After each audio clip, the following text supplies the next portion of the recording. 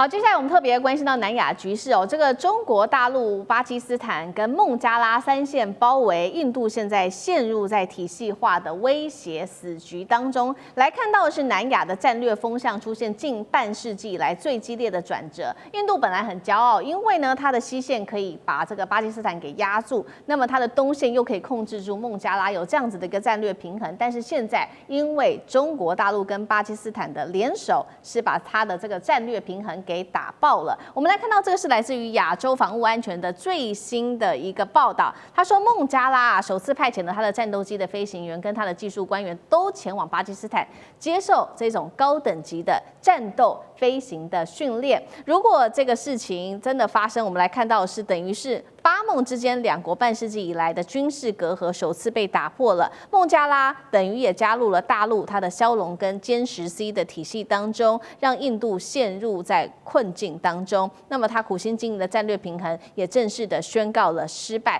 那確實不止這個有這樣子的一個宣告，我們來看到孟加拉確實他把這個資金也拿出來了，耗資22億美元購買了20架的歼10C 以及它的梟龍戰機。中俄確實在過去上從來沒有真正的打起來，但是印度用遏制的武器挑戰中系，會不會被打爆呢？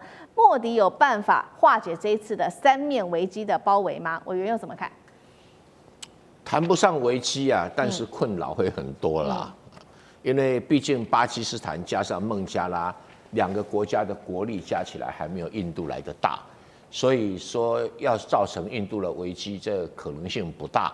但是印度要像以前一樣壓制孟加拉跟巴基斯坦的機會已經過去了。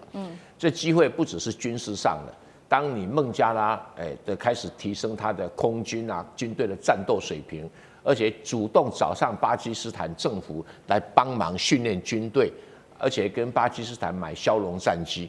這本身就已經開啟了巴基斯坦跟孟加拉東西兩個國家的合作，而且這兩個國家本來在1971年以前是同一個國家，因為他們兩個都是穆斯林國家，在宗教上跟印度本身是對立的，再加上在民族上，他們這兩個其實都不是印度族的。怎麼說？巴基斯坦主要是比較靠近血統上比較靠近伊朗，然後孟加拉的血統上反而比較靠近東南亞。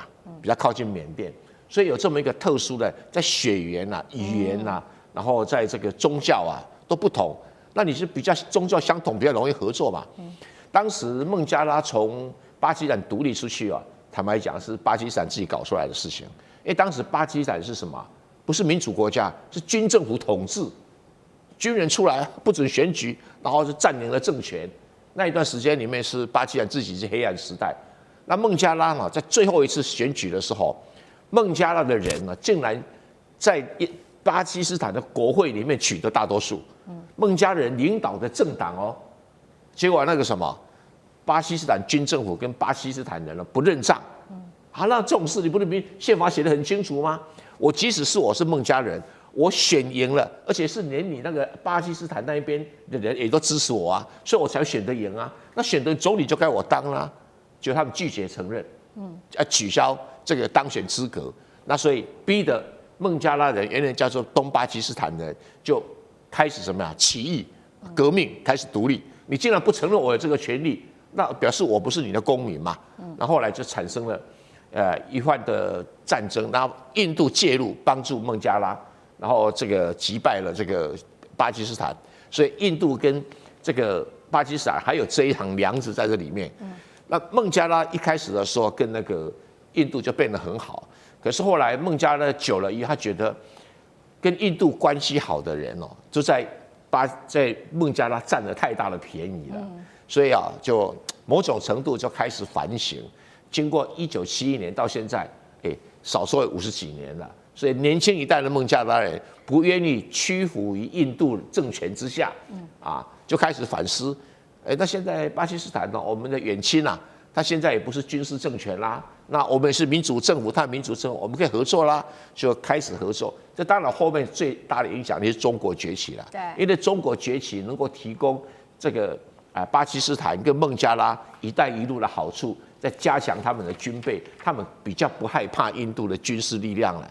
而何況這一次巴基斯坦又把印度打掛了，哇，那這個孟加拉更有底氣了，所以年輕一代更有底氣了，所以現在處於這樣的一個過渡階段，所以當然這兩個國家力量還沒有辦法跟印度對抗，但是印度要壓制這兩個國家的時代也已經一去不復返了。好，所以我們現在一方面看到印度現在面臨的威脅，包括來自於巴基斯坦、孟加拉跟中國大陸一起做合作的威脅，所以呢，印度方面莫迪啊，現在急着找救兵。兩個國家今天一起來看，第一個國家就是他直接開口找了俄羅斯，因為剛好普丁本周呢也要訪問俄羅斯嘛，所以他就直接要開口做採購了。他跟普丁會進行的這一場峰會，會採購的是Su-57的隱形戰機，還有S-500的飛彈防禦系統。另外，除了找俄羅斯幫忙之外，也找上了法國。來自於媒體的報道呢，印法即將會在新德里一起來生產這種精密的這個對空的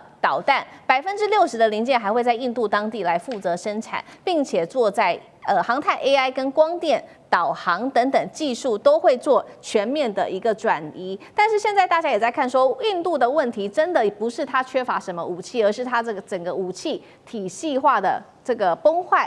還記得當時的那場印巴空戰嗎？印度的飆風戰機等於被中國的武器給壓着打。現在看說問題也不是出在飆風，而是印度它整個武器系統的整合上面是有問題的。會不會這一回又重演悲劇？艦長怎麼看？星期四啊，那個普丁即將到訪印度，然後進行國事訪問。那一般我們大家現在所得到的這個新聞報道，也就是他要買那個，就是印度要對這個俄羅斯採購蘇凱57以及 S-500防空飛彈這兩種啊。其實，在上一次啊，按照川普總統的講法啊，不是天涯6-0哦，是天涯8-0哦。那也就是這個巴基斯坦創下了這個輝煌的戰果的時候，其實那個時候印度他也想要改變，他就向法國要求提出 source code， 也就是我只有了原始碼，我才能夠建構這一個data link。那但是呢，很抱歉，法國不給。那個時候，俄羅斯就是我不但給你 data link， 我不但給你 source code， 我還賣你蘇凱57。那這一次，他如果連我們講到說這一個接戰範圍達到600公里，那射高可以達到180公里到200公里的這一個 S-500防空飛彈的話，那其實它也達到了一個俄羅斯的體系化的一個結構啊。那這個也就是其實是印度所想要的，但是呢，印度本身啊，它可以不斷的買啊，它要自己進行研發，也就是說，它要從這個法國獲得這一個戰錘精密的一個空對地的這一個導彈的。這一個合約裡面，他要未來有關於航太 AI、光電導航技術轉移，那一點用都沒有。為什麼？因為我們之前已經從光輝戰機上面看到了，你不斷的跟美國要買這個404的發動機，結果美國只給你4具，可是你買的是上百具啊。那也就是你根本沒有一種引進、吸收、再創新的能力，你缺乏這種能力的話，對不起，你再怎麼買都是外購。你的光輝戰機也不過就是一個印度殼子的美國戰機而已。那美國直接拿發動機卡你的脖子啊！那之前呢，其實我們看到印度對於這個俄羅斯的善意其實是有顧慮的，因為他顧及到美國。可是美國現在對於俄羅斯呢，對不起，對於印度呢，其實課那麼高的關稅，兩國幾乎根本就跟鬧翻一樣。所以現在既然普丁願意賣，那當然對於他急於想要建立這個體系化建軍的話，他立刻就要買。好，一方面是這個印度直接找上俄羅斯跟法國，希望能夠建立更好的武器的軍備的發展。但另外一方面，我們也要看到這個武器的源頭是稀土嘛。現在印度也說他要自己來做，他不要再靠中國大陸了。所以莫迪最新宣布高調，他投入了728億盧比要發展他的這個稀土產業鏈。但大家知道，90%的稀土加工還是都在大陸。印度雖然有全球第3大稀土出量，但是做得起來嗎？楊老師怎麼看？他講的第3大稀土儲存量哈，那我們實際上去看它到底多少？因為大概現在估計全球稀土的儲藏量大概在9000萬到1.3億噸之間。那中國大陸其實已經確認至少有4400噸，所以大概如果用9000的話，這佔47%。那排名第2是巴西，是中國大陸的1半，2100噸萬噸。那印度是第3。大概就是690哈，所以跟中國大陸在儲藏量其實是有一段差距。而這個儲藏量到底是輕稀土還是重稀土，很多人都沒有在做區分。其實大部分都是輕稀土。那至於它的生產量，它只佔1%到目前為止，而且大部分不是永久這個磁鐵啊，在輕稀土的項目比較多。稀土有17個不同的元素，加鍺不是稀土哦，加鍺鋰。它這些是稀有金屬，但它不是稀土。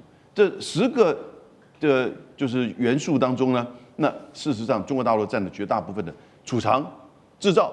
那製造大概重稀土佔99%以上，輕稀土有70%到80%。所以印度大概只有1%。它現在是7年，希望能夠提升到6000噸的這個產量。那可是呢？預計到2030年，在永久磁鐵上面比現在多1倍，比現在多1倍的最多只能達到了2%啊，所以這個媒體下標題就是說啊，會這個脫離中國的這個，我覺得其實印度的自己都不敢這樣的期待，只不過是增加它在這方面的這個規劃。